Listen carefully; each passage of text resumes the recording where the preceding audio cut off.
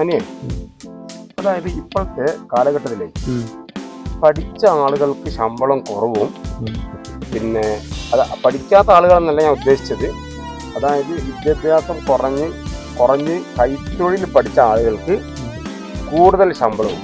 അതായത് ഒരു പോസ്റ്റ് ഗ്രാജുവേഷനോ അല്ലെങ്കിൽ ഗ്രാജുവേഷനൊക്കെ കഴിഞ്ഞ ആൾക്കാർക്ക് ശമ്പളം പറയുന്നത് ഒരു 12,000 15,000. ഇപ്പോൾ ഒരു പോസ്റ്റ് ഗ്രാജുവേഷൻ കഴിഞ്ഞു തന്നെ വിചാരിക്കുക. ഈ പോസ്റ്റ് ഗ്രാജുവേഷൻ കഴിഞ്ഞാൽ പോലും ഒരു 15,000 20,000-അടുത്താണ് ശമ്പളം പറയുന്നത്. അതേ സംഭവം തന്നെ മറിച്ച് ഞാനീ പറഞ്ഞ പോലെ ഈ 10ാം ക്ലാസ് താഴെ പഠിച്ച കൈത്തൊഴിൽ പഠിച്ച, ഉദാഹരണം ഒരു പൊറോട്ട ഉണ്ടാക്കുന്ന ആള്, അല്ലെങ്കിൽ ഷവർമ ഉണ്ടാക്കുന്ന ആള്, അല്ലെങ്കിൽ ഒരു ചായ ഉണ്ടാക്കുന്ന ആള്, ഇവർക്കൊക്കെ ശരാശരി ശമ്പളം 30,000 മുതൽ 50,000 വരെയാണ്. മാത്രമല്ല അവർക്ക് വർക്കിംഗ് ഹവേഴ്സ് ഒരു കൂടുതൽ ഹവേഴ്സ് വർക്ക് ചെയ്യുക. കാരണം ഒരു ഫിസിക്കലി കൂടുതൽ ഹവേഴ്സ് വർക്ക് ചെയ്യുന്ന സമയത്ത് ടയർഡാവും. അപ്പം അത് വലിയൊരു പ്രശ്നമാണ് ഇതിൽ, ഈ സാലറിയിൽ. അപ്പം ഈ സാലറിയിൽ പഠിച്ചു വരുന്ന കുട്ടികൾക്ക് സാലറി കുറയുന്ന സമയത്ത് അത് ഫ്യൂച്ചറിൽ നമുക്ക് ഒരുപാട് പ്രത്യാഘാതം ഉണ്ടാക്കും എന്നാണ് ഞാൻ മനസ്സിലാക്കുന്നത്. അതിൻ്റെ ഒരു വീഡിയോ തന്നെ, ഒരു ഷോർട്സ് ഞാൻ കണ്ടിട്ടുണ്ടായിരുന്നു. അതായത് ഒരു മാഷ് പഠിപ്പിച്ച ഒരു കുട്ടിയെ കാണാൻ വേണ്ടിയിട്ട് പോവുക. അപ്പം ആ കുട്ടി അവിടെ ചെറിയൊരു ചായപ്പീടിയിൽ ചായ ഉണ്ടാക്കുന്ന ഒരു പയ്യനാണ്. അപ്പം ഈ മാഷ് കുട്ടിയോട് ചോദിക്കുന്ന ഒരു സംഭവമുണ്ട്, അല്ല മോനെ, ഇനിയിപ്പോഴും ഇവിടെ തന്നെ ജോലി, എനിക്ക് എന്ത് കിട്ടും? അപ്പോൾ മാഷോട് ഈ പയ്യൻ പറയണെന്നറിയാം, മാഷെ എന്താണ്, ഇപ്പം ചെറിയ ഷോപ്പിലാണ്, എനിക്കൊരു 2,000 രൂപ കിട്ടും.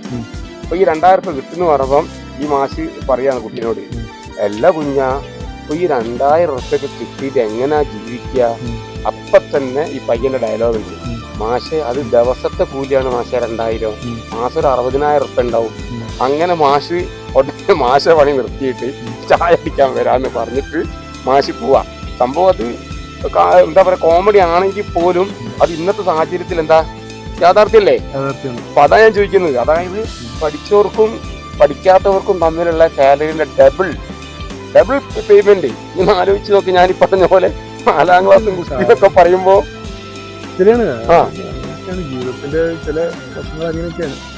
അതായത് ഇപ്പോൾ പൊറോട്ട മേക്ക് നല്ലതായി പ്രൊഫഷണലായിട്ട് പൊറോട്ട ഉണ്ടാക്കുന്ന ആൾക്കാർക്ക് ലക്ഷങ്ങൾ ശമ്പളമുള്ള ആൾക്കാരുണ്ട് ഇവിടെ, അറിയോ? അതായത് ഓൻ്റെ സിസ്റ്റം എന്തായിരിക്കും അറിയോ? ഓൻ വരുന്ന സമയത്തേക്ക് അതിൻ്റെ മിക്സ് കംപ്ലീറ്റ് സെറ്റാക്കി വെക്കണം. ഓൻ വന്നു കഴിഞ്ഞാൽ ആ പൊറോട്ട മേക്ക് ചെയ്യാൻ മാത്രമേ ഉണ്ടാവുള്ളൂ. കാരണം പ്രൊഫഷണലായിട്ട് ചെയ്യുന്ന ആൾക്കാർക്ക് ഒരു ദിവസം 5,000 തന്നെ, മാസം 1 ലക്ഷം 1.5 ലക്ഷം വരെ കിട്ടുന്ന ആൾക്കാരൊക്കെ ഉണ്ട്. അപ്പൊ ഇതേ സ്ഥാനത്ത് പോസ്റ്റ് ഗ്രാജുവേഷനും അതുപോലെ തന്നെ PhD MPhil ഒക്കെ എടുത്ത് വരുന്ന കുട്ടികൾക്ക് കിട്ടുന്ന ശമ്പളം 30,000 രൂപയാണ്. അപ്പൊ എന്താ ചെയ്യാ? അപ്പൊ അതിനൊരു മാറ്റം വരണ്ടേ നമ്മുടെ രാജ്യത്ത്? ശരിക്കും പണ്ടാരോ പറഞ്ഞ ഒരു സിസ്റ്റം, ഈ സിസ്റ്റത്തിന്റെ ഒരു ഫെയിലിയറാണ് സത്യത്തിൽ ഈ സമൂഹം ഇങ്ങനെയൊക്കെ ആയിട്ട് വരുന്നത്. നമ്മൾ വളർന്നു വരുന്ന നമ്മളെ യുവതലമുറ പേപ്പറിൽ കുറച്ച് ദിവസമായിട്ട്, അതായത് ഒരു 2 മാസം മുമ്പ് ഫുള്ളൊരു സിസ്റ്റം എറർ എന്ന് കണ്ടിനി. അത് സിസ്റ്റം എറർ എന്താണെന്ന് ഞാൻ പറയുന്നില്ല, പക്ഷെ മലയാളികൾക്ക് അറിയാം ഏതാണ് ഈ സിസ്റ്റം എറർ എന്നുള്ളത്. കാരണം ഒരു 3 മാസം മുമ്പേ 1.5 മാസത്തോളം പേപ്പറിൽ ഉണ്ടായ സംഭവമാണ് സിസ്റ്റം എറർ. സിസ്റ്റം പറഞ്ഞത് വലിയൊരു വാക്കാണ്, വലിയൊരു മീനിങ് ആണ് അതിനകത്ത് വരുന്നത്. കാരണം വെച്ചാൽ ജീവിതത്തിലെ ഓരോ താളങ്ങൾക്കും സിസ്റ്റം വേണം, ജീവിതത്തിലെ ഓരോ സംഭവങ്ങൾക്കും സിസ്റ്റം. നമ്മൾ സിസ്റ്റമാറ്റിക്കലി എന്ന് പറയുന്നത് പോലെ ഈ ഭരണഘടനയ്ക്കും ഭരണകൂടത്തിനും ഈ സാമൂഹിക പ്രവർത്തകർക്കും എല്ലാം ഒരു സിസ്റ്റം വേണം. അതിൻ്റെ ഒരു കാഴ്ച ഉണ്ട്, ദൂരക്കാഴ്ച. നമ്മൾ ഇന്ന് എങ്ങനെ കഴിഞ്ഞുകൂടും എന്നുള്ളതല്ല, വരും തലമുറ എങ്ങനെ കഴിഞ്ഞുകൂടുമെന്ന് ഇന്ന് ചിന്തിച്ച് നോക്കുമ്പോൾ അതിനനുസരിച്ച് വളർത്തേണ്ട രീതിയിലുള്ള ഒരു സിസ്റ്റത്തിലേക്ക് ആ ഭരണം പോകണം. അതായത് പോകുന്നില്ല. സത്യത്തിൽ പറഞ്ഞാൽ നമ്മൾ ഫ്യൂച്ചർ കാണണം എന്ന് പറയും. അതിന്റെ വേറൊരു ഉദാഹരണം കൂടെ ഞാൻ പറയാം. അതായത് പ്ലാനൊക്കെ കൊടുക്കുന്ന സമയത്ത്, ഇപ്പം നമ്മളിപ്പം ബിൽഡിംഗ് പെർമിറ്റ് കൊടുക്കുന്ന സമയത്ത് ഇപ്പം നമുക്കിപ്പോൾ എക്സ്പ്രസ് ഹൈവേ വന്നല്ലോ കേരളത്തിൽ. അപ്പോൾ അവിടെ ഒക്കെ ഉണ്ടാക്കിയ കുറേ ബിൽഡിങ്ങുകൾ പൊളിക്കുക ചെയ്യും.